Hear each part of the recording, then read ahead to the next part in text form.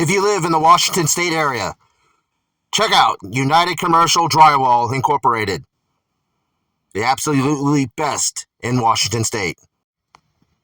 United Commercial Drywall Incorporated, tonight's special guest sponsor.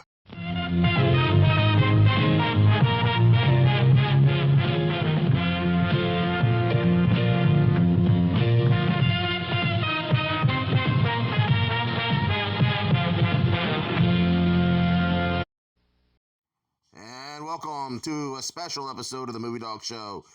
In this episode, we are going to be interviewing indie film producer Shawn Loutsis. All right, Shawn, welcome to the show. I appreciate you doing this. Appreciate you asking me. So, first and foremost, you by trade, you have your own business that's drywall, right? Correct. Yeah, we do commercial drywall. So, how did you get into independent filmmaking? I know it had to be through your daughter, who is a really talented actress. But I'm curious, how did you get involved? Yeah, that's pretty much exactly it. I've done construction all my life. Ever since I was 10 years old, my dad would drop my older brother, who's 3 years older than me, off at a house. We would do one job, he would take off, go do another, pick us up, take us back home, and I just knew I could do construction all my life. Then I hurt my knee snow skiing, tore it up pretty good. Had to get out of laying, carpet, floor covering for a while I recovered. And a friend of mine asked me to hold the dumb end of the tape and measure and do layout with him. So I did that, and I liked it so much. I called Dad and said, "Hey, I'm gonna do this for a living."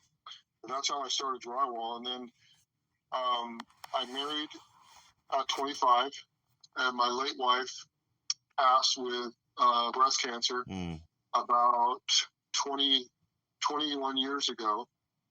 And then I remarried Tammy, and we had Sanaya we were going to wait. We were one of those couples that were going to wait, get to know each other a little bit and have kids at a late age. And then she ended up, being pregnant, we found out. So we had her about a year after we were married. Yeah, that seems to be always the plan originally. That's the way it was with my wife and I and everything. Nope, within a year. Yeah, my son. I was like 40-some years old when I conceived, when Tammy conceived Sanaya, and I might as well have been 16, 17. That's how I felt. So anyway, 3 years later, we dabbled early, actually. When Sanaya was a baby, we thought, well, maybe she would do something, whatever. But obviously she was a baby, so she didn't show much interest. Then at about 3 years old, we were at the mall trick or treating, and because it's safer. And so we were approached from a person that said, "Hey, I'm going to call you when she turns 4, when she's old enough to do the program that she offered." And we said, "Sure you are." Yeah, okay. And sure enough, to the day, about she turned 4 years old, and the next day she called, and the rest is history. So in the very beginning, probably the first couple of years, I just sat on the sidelines and didn't really do much in the film world. And then when Sanaya was about 12, I think she had her 12th birthday was on set of The Black String. And that's kind of my first involvement with her, with film, was when she did The Black String with Frankie Muniz. Yeah. Yeah. One thing I noticed is that there's a really obviously a close bond between you two, and I always feel like it's a great way for a parent to be involved, because you don't see many parents getting involved with their the child actors at all, if any. Very rarely do you see it. and, they kind of just let them off at their own little whim, and then they start collecting the money. But you believe in a lot of these projects, and you seem to really be invested into them. I mean, I just, when you with guys like Jason Brooks and Peter Anthony, the guys that got passion like that, it's like you seem to know what they're talking about. I mean, and these guys have been keeping Friday the 13th alive for almost a good decade now, so better so than the studios. But I'm really, it's one of the reasons why I wanted to interview you, because I was just really at awe with how well, wanted her career. I mean, a lot of it's her talent, but it seems like a lot of it's that because you focused on it, you wanted to help, and you support it to the point where you and your wife Tammy has got your own production company, right? Yeah, we started our own production company about a year ago, STL Productions. So we've kind of, and now a lot of that just came from my wife prodding me to hey, you like this so much, just go in full force. And part of me, I do like it. I do like the film end of it. But if it wasn't for Sanaya, I wouldn't do it. I wouldn't have been introduced to it. I wouldn't do it. I wouldn't know Jason Brooks. I wouldn't know Peter Anthony. I wouldn't know any of those guys. Cody Newton, none of them. I wouldn't even know them if it wasn't for Sanaya. And Tammy and I have always had that attitude, though. It wouldn't have mattered if Sanaya would have done acting or if she would have flown kites. Yeah. If that would have been her thing, we would have supported her in anything she did. That just goes with me in sports. Growing up, with me it was sports, and it was baseball, it was basketball, it was football, whatever sport was going on. They always promoted me and helped me along with my brother and sisters. The same way. Yeah. I can remember when I graduated from high school, I got a job right away at a production company that filmed weddings and parties, and my dad got me a camera, from Rent Center. Just went out and bought me a camera, and he says, "Go make your movies, boy." And and my brother and I, we fiddled around with it and everything, trying to get comfortable with it. But yeah, I mean, it's great to have a parent that supports you, and that puts all the confidence in the world in any child. So, and again, I'm always, I'm always impressed by how, there's still great parents out there. You're always seeing the bad ones getting thrown on the paper or right there on the news. But, when it comes to the spotlight, great parenting, not only raises a great child, but also can raise a very nurturing child and a very successful one at that. Well, thank you. It goes both ways. So really it does. You have to have good parenting to start with, but then the child has to be a good child. And I know that kind of sounds like an oxymoron, but it's so true, because we have a son as well. He's my stepson, but I call him my son. That's how close we are. His family actually lives right behind us in the guest house. He's recently released from the military, and he's going to stay with us in our guest house for 2 years and save up some money to buy his own house. But anyway, moving forward, I just feel that the kids are a lot of it, because you can be great parents, and you can just have that kid that just doesn't get it. That just is just not a good kid. I don't mean a bad kid by proxy, but just not a good kid. And we've been fortunate. We're blessed. Our kids have never embarrassed us. You go to the mall, you go to the planes, you go whatever, and you always hear that screaming kid. And you think to yourself, "Oh my gosh, the poor parents." And that's one thing our kids never did. They never got out of line. They just didn't embarrass us, and they've been good kids all through their lives. Now, I had to say, what do you think when it comes to your daughter's? I mean, right now she's in college. So how is that balancing out and everything, knowing that your daughter's off in college, she's your little girl, but yet again, you still can you maintain that, I wouldn't say discipline, but that influence, that like you make sure you stick to your guns and your studies and your commitment to your craft as in acting. So does that ever, worry you to the fact that, she's off in college and that those worries that of course every parent has? Yeah, well, I mean, I'd be lying to you if I said I wasn't worried at all. Yeah. She went down. She's in California right now. She's really close to Disneyland, so that's good. She's in a great area, a safe area. Newport Beach is where she's actually staying. So it's probably the safest area in the United States, or one of the top 10. Yeah. So that helped. But still, as a father, having your little baby girl, even though she's 19 now, move away. Yeah, it absolutely, hit me like a ton of bricks. And I was heavily involved in where she lived. So, number one, it had to be gated, which really just keeps the honest people out. But at least it keeps some people out, right? Yeah. And it had to have security. They have security guards that roam the building constantly, and I had to meet these security guards. And I know Sanaya didn't really, well, she appreciated it behind the scenes, but it embarrassed her. And I would quiz the security guard and make sure that they were safe. And I found this one guy that watches the front gate, who he gets it.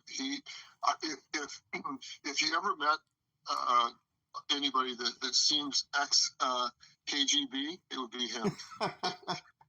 It would be him. And I said something to the front, the lady that kind of runs the place, and she started laughing. She goes, "Oh, you mean Matt?" And I go, "Well, yeah, that must be his name."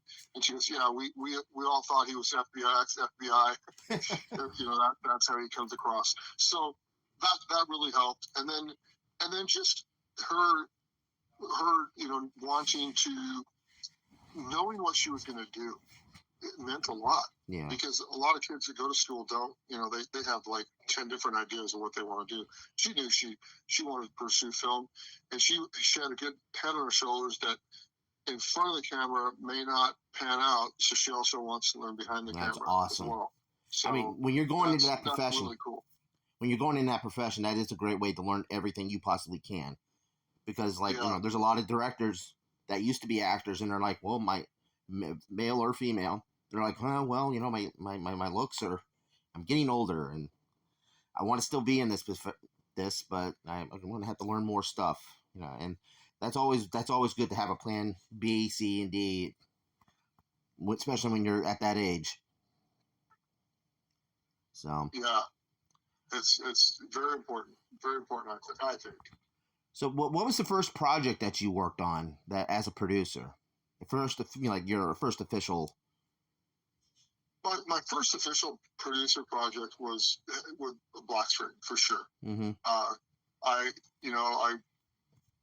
Well, how that came to fruition was,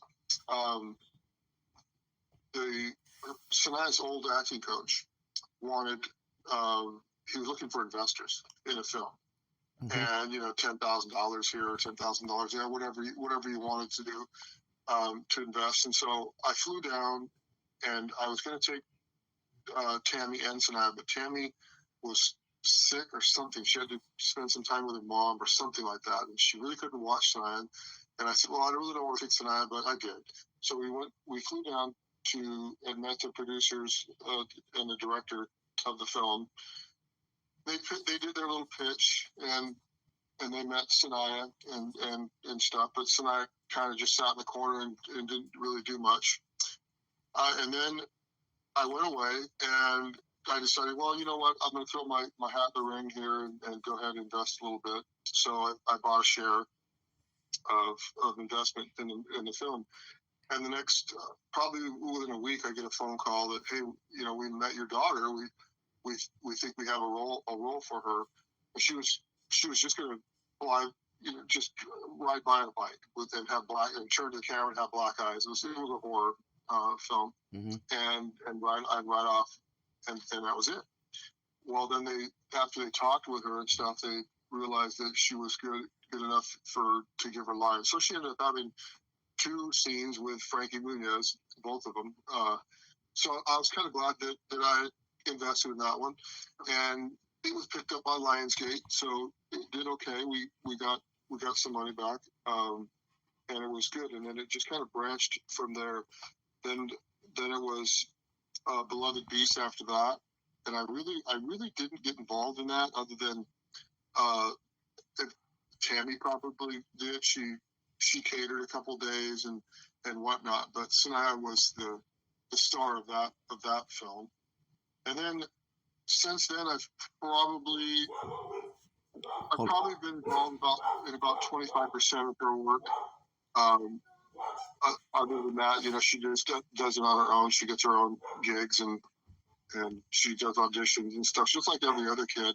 So I'll get an audition and we'll go up to our theater here and she'll do her audition in there, and we'll send it in and she'll either get the gig or not. So yeah, I would say probably about then though.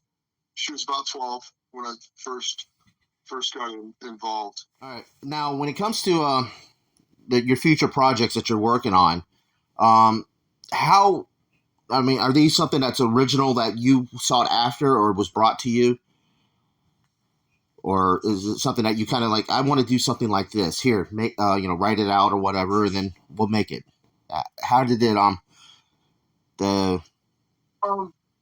yeah, pretty much.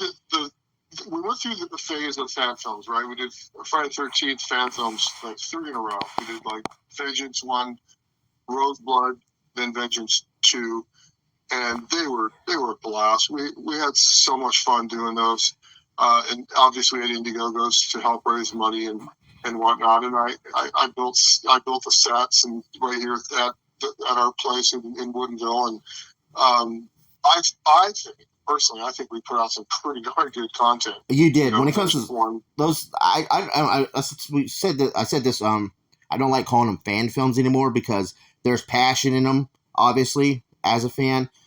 But Paramount and Warner Brothers, which showed shared the rights, they've had over almost a decade and a half to have made a new Friday the 13th movie, and I think John Schnepp, who was a commentator on AMC Movie Talk, said it best: get a camera, go out in the woods, make your movie. And you guys really have proven that that's what you can do. Of course, you have a good story along with it, and it's very, very clever about kind of intertwining the fan films as a sequel to, say, Part 3 or Part 4 or, Part 7, which was Roseblood. But you can really tell that the passion is there and that the love of not just a certain intellectual property, but the love of film altogether, the art form, is still alive when it comes to these independent filmmakers. I mean, I know because the films that my brother and I made, I always looked at them, and I still do, look at them as real film. But it seems like that, because everybody's losing faith in the Hollywood system and some of the studios aren't there anymore. It's all corporate run, it seems. But the independent film, as I see it now, is flourishing because, they're not going out and putting it in these, trying to get different people to say, oh, well, I think you should do this, like committees. It's almost like, a movie's got to go through a committee before it gets put out there. And then anything that's artistic integrity has been chipped away to the point where it's not what it was originally supposed to be. And I've reviewed both Vengeance and Roseblood, and I always walked away going, God, that was better than an actual Friday the 13th movie. Yeah, I mean, I thought so too. I'm old enough to have watched the Friday the 13th in the theater all the way through, all the series. Yeah, that's how old I am. I would go to the theater every time one would come out, and I would watch them. And when I got the opportunity to actually make a Friday the 13th film, I just jumped at the chance, and it was nice going in with Peter and Jason, who were Friday the 13th gurus, who anything about it. I didn't know who started it and whatever. I like watching movies and being entertained. That's about it. I don't really care who stars in it.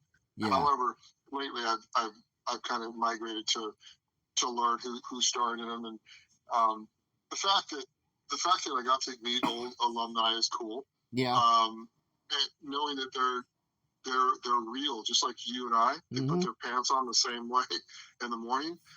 They eat the same food we eat. They're real people. Especially C.J. Graham. Terry Kaiser. Oh my gosh, you're meeting him, and he's so real. And Tom McLaughlin. I mean, meeting that guy. I met him a couple about a year and a half ago at the Tongue Twister. Talk about a normal guy. Yeah. Just, he's the guy you'd meet on the side of the road and strike up a conversation with, and we become good friends. And Darcy DeMoss. Oh my gosh, she's just like full of energy. And, Larvark Lincoln and Tom Matthews. Yeah. I met him too. Got to meet him. I'm probably leaving people out, and I apologize, but I can't think of everybody off the top of my head. But I know the feeling. We've bonded with these people.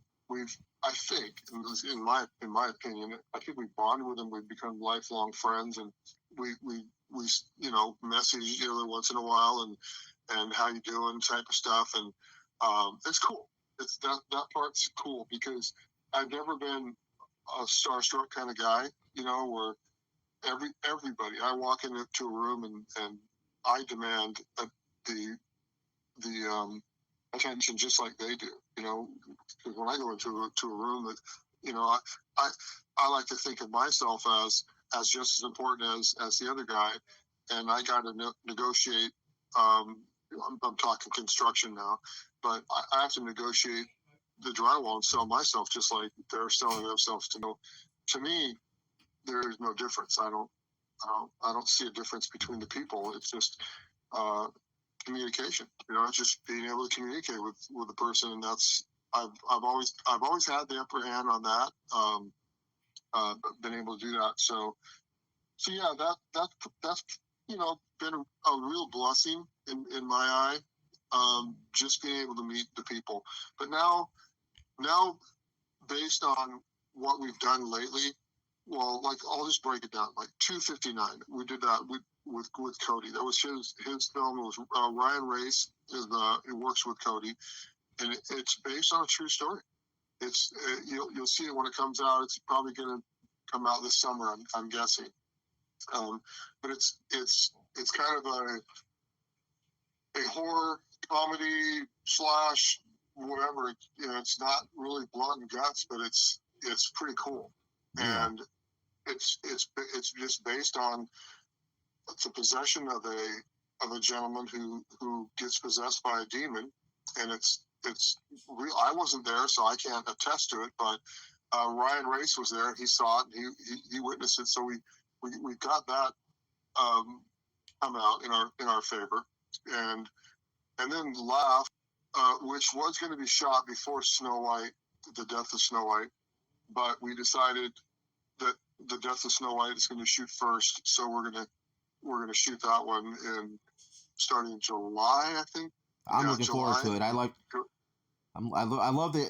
When I saw the teaser trailer that you guys made and everything, the fact that the seven dwarves, were manhandling an army. It's really cool. In fact, I'm on page 92 of the script right now. I was reading the script when you called, and the story is. I mean, I'm not just saying this because I'm invested in it, obviously, but it's phenomenal. It's just I read the story every time I read it. I get goosebumps on certain parts, and I laugh in certain parts, and I'm like, ooh, my gosh, that guy died that way on certain parts, and it's going to be, if it turns out half as good as it reads, it's going to be good. Yeah. And of course, Sanaya. I mean, yeah, here I go again. I'm biased. Her mom and I are completely biased, but she is Snow White. She exudes Snow White. Yeah. That, she looks like Snow White. I mean, this is my humble opinion. Mm-hmm. She looks like Snow White, and she's got the acting chops to pull it off. So why not? I just when we heard, first of all, it migrated probably about 7 months ago, maybe. My daughter-in-law was over to our house for dinner, and the Rachel Zegler came up because that's when she was firing off and kind of doing Disney bad. Yeah. And I remember like it was yesterday. It was my sister, my daughter-in-law says, that they should fire her and hire Sanaya. And I'm like, okay, let's get down to real life here. We're talking Disney, who got $100 million budget. They're not going to fire Rachel Zegler, and if they did, they're surely not going to hire Shawn Loutsis. They don't know who she is. She is a nobody. And she goes, "Oh, she could do it." Blah blah blah. And I started laughing. I said, "No, it's not going to happen." And when I literally next thing I thought to myself, "Well, we make movies. I'm going to call Jason and Cody and Peter and run this by them.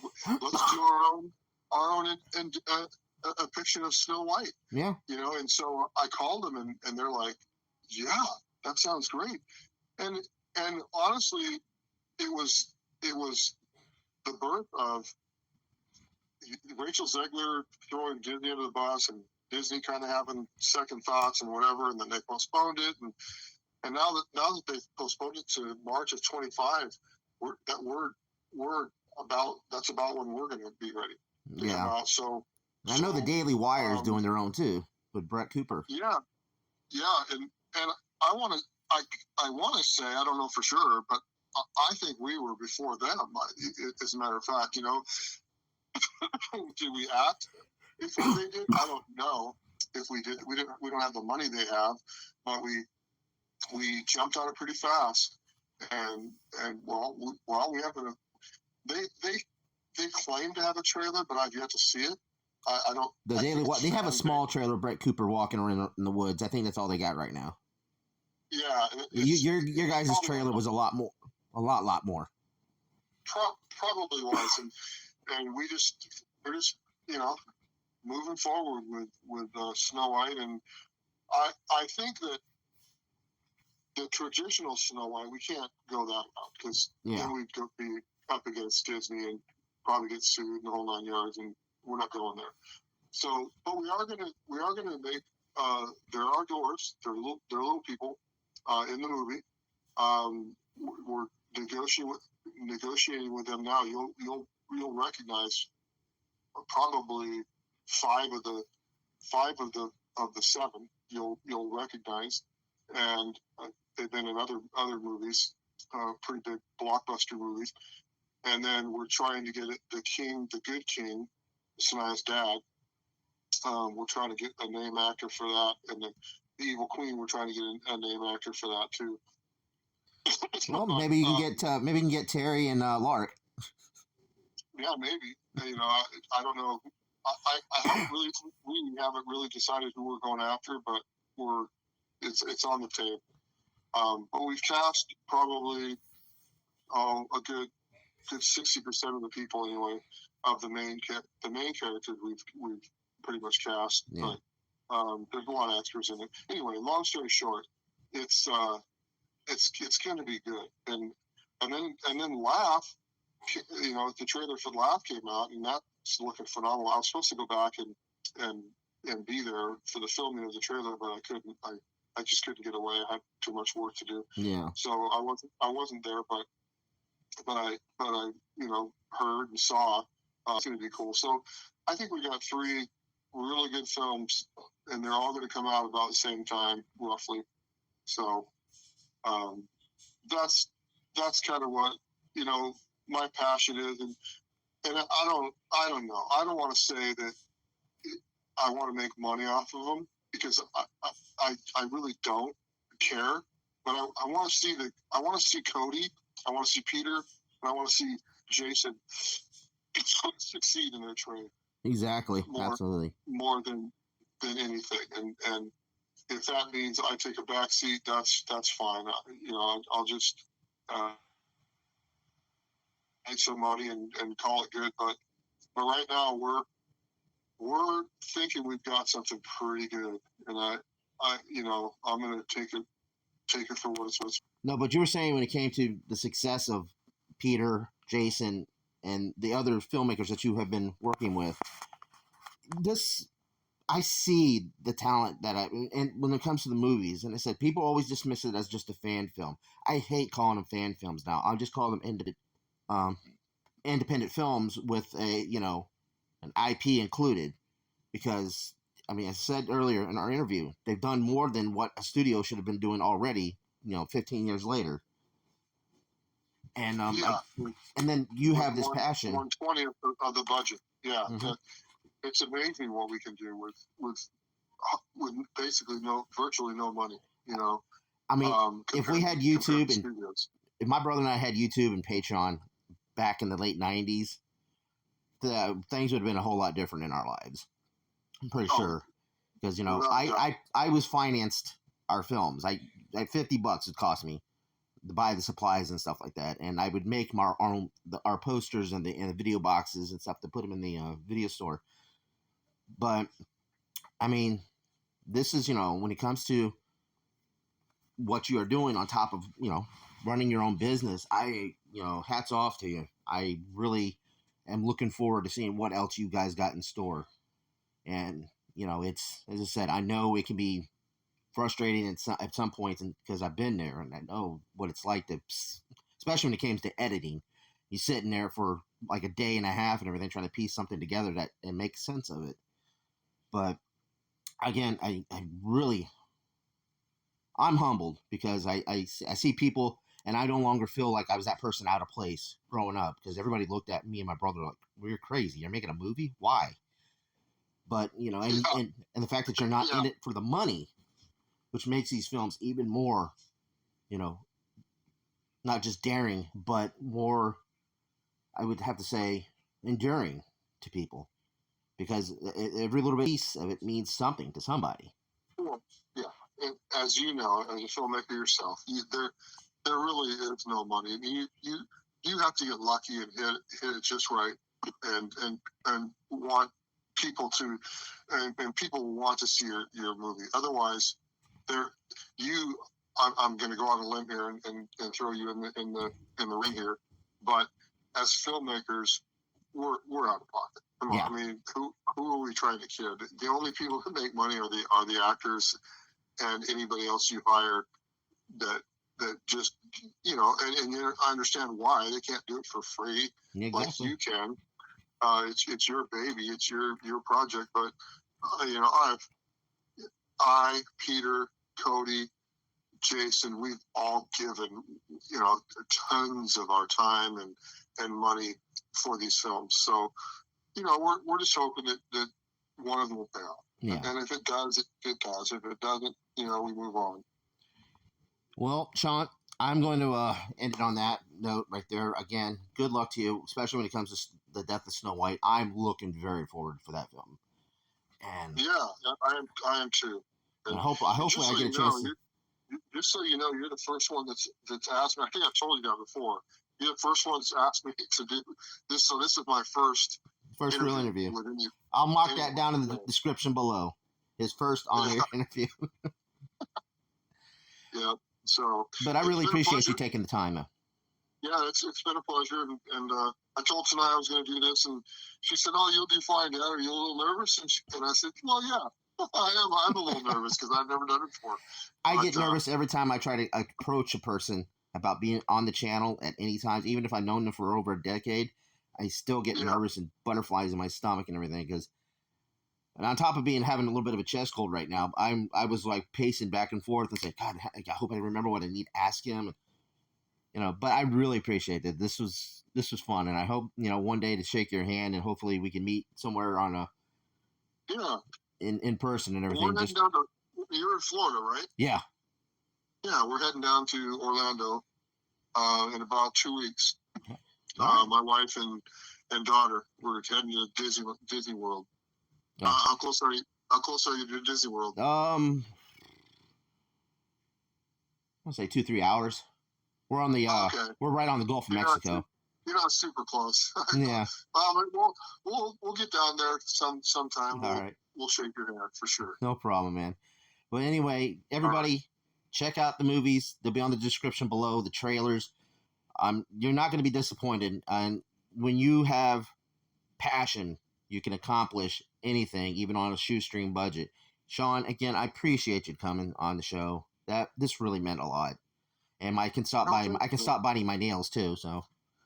But, all right. Well, thank you, Billy, for inviting me, and we'll let you go, and we'll talk soon. All right, man. You take it easy, and enjoy the Magic Kingdom. Okay, sounds good. All right, man. See you later. Take care. All right, folks. Well, that's all the time we got for this episode. I want to thank Shawn again for coming on and joining me in the doghouse. Again, hit that like button, share away, and also hit that notification bell. I try not to disappoint, folks. I love doing this. Don't get dime from it, but it means I love it that much.